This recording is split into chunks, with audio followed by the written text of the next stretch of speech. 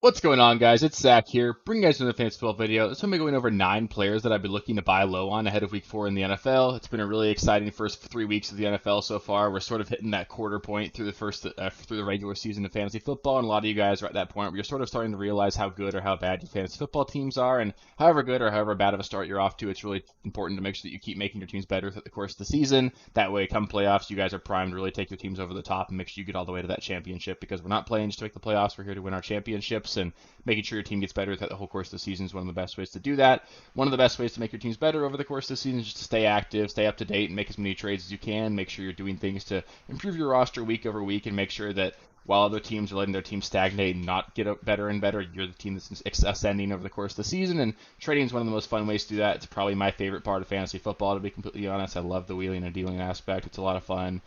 Just have a ton of fun with it, and makes these videos super fun for me to make as well. So if there's anybody that I left off this list, feel free to let me know in the comments below. Be happy to give you guys my opinions on any players you guys bring up, and if you guys have any specific trade questions, I'm happy to give you guys my opinions on those as well. So yeah, super excited for week 4. It's been a really fun start to the NFL season, and just really excited to get more football rolling in. So yeah, with that, let's just get into the first player here.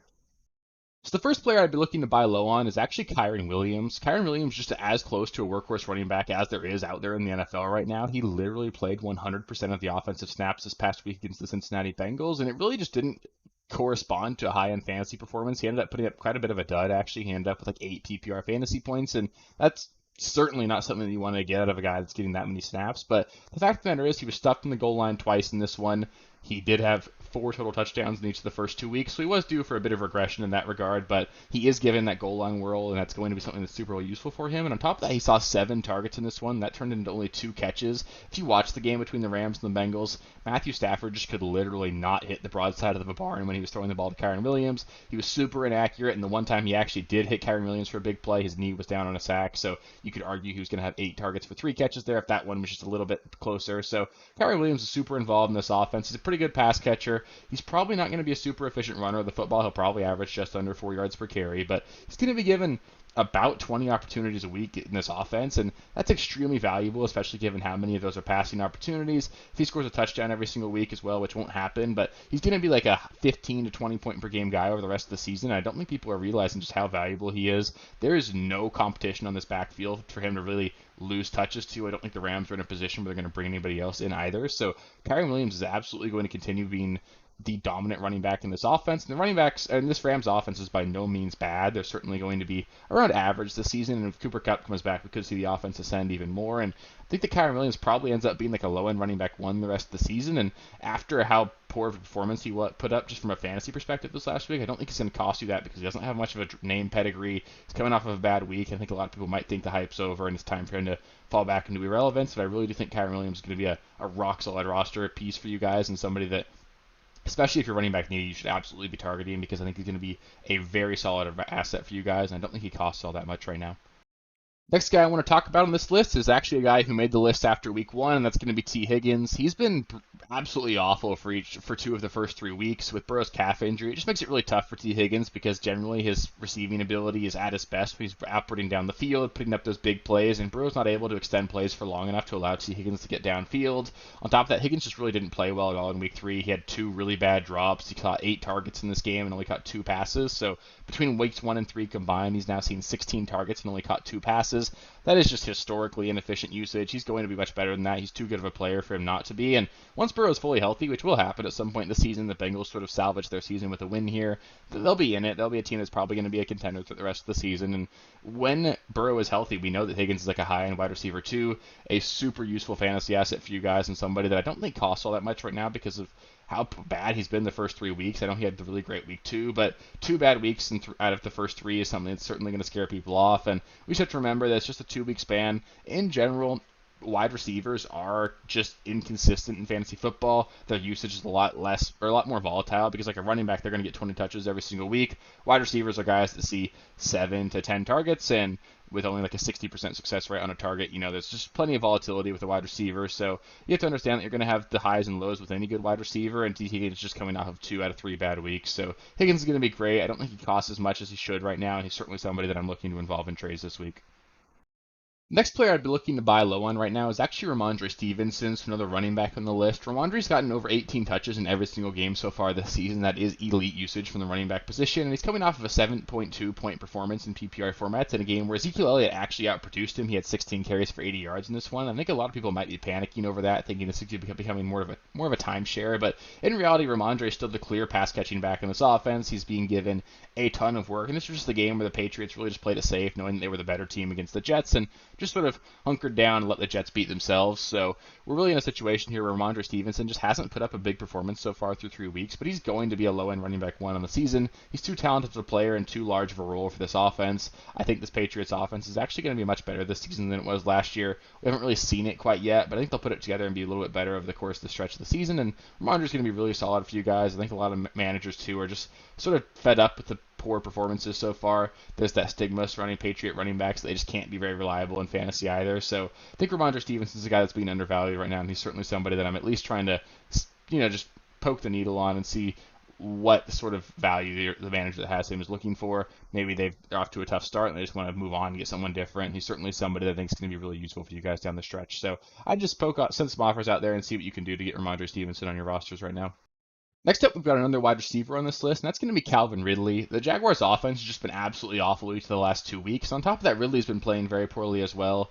But I think we have to remember that he is still seeing an extremely high target share. He's got a 24% target share over the last 2 weeks and a 37% air yard share, and that is extremely elite usage for Calvin Ridley. He had over 100 air yards in week 3, and it just didn't correlate to a good fantasy performance. He's had several brutal drops over the last couple of weeks as well. Dropped 2 touchdowns in week 2, had a couple long drops in the week 3 as well, and I'm just not worried about it. He's obviously playing just a little bit rusty. He's not somebody that was really involved in the NFL over the last 2 years, and it's reasonable to assume that we'd have a little bit of rust to shake off. I know he had the elite first half of week 1, and we thought he was just going to be an absolute monster the whole season, but I really do still think he's going to be. He is the alpha in this Jaguars offense. They should be much better as they just sort of, get their feet under them. I know it's been a really rough first 2 weeks, but Trevor Lawrence is still going to be good over the course of the season. Ridley is going to be an elite wide receiver for you guys. I think he's still going to offer wide receiver 1 production on the season, and I don't think he's going to cost you that really at this point. I think he's probably going for like a mid wide receiver 2 value. I think you can get him at a pretty nice discount right now, and he's someone that's absolutely going to be a monster for you guys down the stretch, and I would just look to capitalize on the 2 bad weeks and see if you can find a manager that's maybe panicky and thinking that first half was just a bit of a fluke. Up next, we've got another wide receiver on this list, and that's going to be Brandon Aiyuk. I know that Aiyuk really just didn't play last week, obviously, but he came off a monster performance in week 1, and he was really good in week 2 before getting injured. And I think that the fact of the matter is, I do truly believe that Brandon Aiyuk operates as the number 1 wide receiver in this offense when everyone's healthy, and I think he's going to come fairly cheap for you guys after the blow-up performances of his counterparts, Deebo Samuel and George Kittle in week 3. Obviously, Christian McCaffrey's been a monster every single week as well, but with 10 additional days to rest up after they played on Thursday Night Football last week, Brandon Aiyuk should be fully healthy and ready to resume his role as that number 1 wide receiver in this offense. This is a team that is going to be absolutely fantastic this season on offense. They have so many weapons to spread the ball around. They move the ball down the field quite a bit, and Brandon Aiyuk's just a really good player. I really do think he's taking that step forward into like an alpha role for this offense this season, and I think that he's going to be a really rock-solid wide receiver 2 for you guys over the course of the season. Having missed week 3 and just being banged up for the whole second half of week 2, I think a lot of people are forgetting how dominant he was in week 1 and really just ignoring how good of a player he is. He's always been somebody that's been kind of overlooked in that regard. So he's someone that I'm super excited about. I don't think he costs all that much for you guys. It's going to be an absolutely rock-solid player for you guys down the stretch. So kick the tires on him. See if you can get him at like wide receiver 3 value. He's going to be a really solid wide receiver 2 for you guys and someone that I think is being undervalued right now. The next guy I want to talk about here is another wide receiver, and you guys know I've just been dying to talk about him, but didn't really have a good reason to just yet. But I want to bring up Chris Olave. I really do think he's a nice buy low for you guys right now. I know it's kind of tough to buy low on a player who actually hasn't had a bad performance so far this season. He's been one of the most just consistent wide receivers over the course of the first 3 weeks, but he leads the NFL in receiving yards without a touchdown to this point. He's got 302 receiving yards and has yet to score a touchdown, and at some point that's going to change. The Saints have some really nice matchups coming up. They've got the Buccaneers, Texans, Jaguars, Colts, and Bears in 5 of their next 6 weeks. Those are some really nice matchups for Olave, and I think that a lot of people are kind of concerned about Derek Carr being injured. He obviously suffered the AC joint sprain in week 3, and I don't think it really matters. I think we've seen Jameis Winston support high-end wide receiver production for fantasy before, and if anything, I think Jameis Winston might be a bit of an upgrade for Chris Olave because of his willingness to throw the ball down the field in double coverage, and sooner or later, Chris Olave is just going to post a 150 receiving yard, 2 touchdown game. He's that kind of player. You should. I hope you guys have seen some of the catches he made. He had the incredible one-handed catch in week 2, and he had another one in week 3.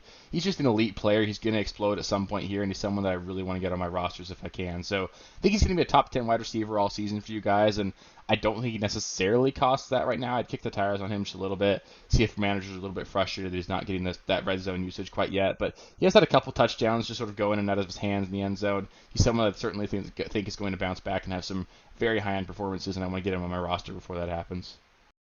Up next, we've got one more wide receiver on this list, and that's going to be Jalen Waddle. Jalen Waddle is another wide receiver that has 0 touchdowns in the season, and the Dolphins just dropped 70 points without him, which I think is maybe something that might have a little bit of a few fantasy managers a little bit concerned, thinking maybe he's not like a necessary asset in this offense. But the fact of the matter is, Jalen Waddle is still a very integral part of this offense. He is going to be a low-end wide receiver 1 or high-end wide receiver 2 for the rest of the season. And I think managers with Jalen Waddle at this point, they haven't really gotten a big performance out of him so far. They're probably off to a bit of a slow start, and I think they might be a little bit frustrated with his performance so far. And I think that you can really get him for pretty cheap, and I think that you can probably get him for like low-end wide receiver or mid-tier wide receiver 2 value, but I think the upside's insane for him. He's someone that I really do think is going to be a high-end performer with you guys, and it's just a matter of time before he comes out and puts up a 150-yard, 2 touchdown games, very similar to Chris Olave, and he's someone that I want to have in my roster for when those weeks happen. Next, we've got a tight end on this list. Finally, we've got Mark Andrews, and I know it's been a really rough start to the season so far for Mark Andrews, and he's really only had one good week so far in week 2 when he got in the end zone. He obviously missed week 1 with the injury, and then he didn't do much for you guys in week 3, but the Ravens just looked really awful on offense. I think there's some rust that Mark Andrews has got to kick off after having missed a lot of training camp with that injury, and I think they will sort things out. Mark Andrews has got too much of a track record of just being an absolute superstar for fantasy, and Andrews is still the favorite target for Lamar Jackson in the red zone. He's continuing to see a 20+% target share. Even though Zay Flowers is operating as a very integral part of this offense, he saw him lead the team in targets this last week with 10. They're very close to the line of scrimmage. Mark Andrews still seems to be that middle of the field, downfield threat for this team. And as bad as Mark Andrews has been, he is still the tight end 3 in fantasy points per game. That's just how bad tight ends are. So with how much of a wasteland the tight end position is and how consistent and reliable Mark Andrews is going to be, he's going to be the clear-cut tight end 2 or tight end 3 the rest of the season, and I think managers with him might be a little bit frustrated. I think you can probably just kick the tires on him and see if you can get him at a value right now, because he's someone that's certainly going to move the needle for your fantasy team and somebody that is probably not ever going to be cheaper than he is right now. Last but certainly not least, I'm going to talk about a quarterback on this list, and that's going to be Josh Allen. I do think you could put Jalen Hurts sort of in the same conversation here, but both these two tier 1 quarterbacks just really have kind of underwhelmed so far from a fantasy standpoint. Neither one of them have really put up a truly week-winning performance, which is really what you did draft them to do. You drafted them to be elite fantasy performers for you guys, and at this point, Josh Allen is currently the quarterback 8 in fantasy points per game, and you've got guys like Tua Tagovailoa, Kirk Cousins, who are just absolutely dominating and were drafted much later. So I think a lot of people are pretty frustrated so far with the performances they've gotten out of these guys, and I do think that does change for Josh Allen this week. They got a week 4 matchup against the Dolphins offense that's finally going to challenge this Bills team to actually put up points. In week 2, we saw the Bills win 38-10 against the Raiders, and then we saw them win 36-3 in week 3 against the Commanders. So 2 straight games where Josh Allen just really hasn't had to do much to keep pace for this offense. They've also seen 2 straight weeks of Latavius Murray vulturing touchdowns in this offense. The touchdowns haven't all gone to Josh Allen like they normally do. And we're going to see a situation here sooner or later where Josh Allen's going to put up a 400 total yard, 4 touchdown performance. And it could very easily happen. And it should be a really fun game this week against the Dolphins. And I really want to get Josh Allen on my roster before that happens, because I don't think he's ever going to be cheaper than he is right now. The Josh Allen manager obviously spent like a late 2nd, early 3rd round pick on him, and he hasn't done much to help them win games yet. So they're probably 1-2 or 0-3 even. And unless they are miraculously 2-1 or 3-0 with him so far, I think you're looking at a situation where you can probably find them in a weak moment and get Josh Allen at a bargain right now and really help elevate your roster the rest of the season.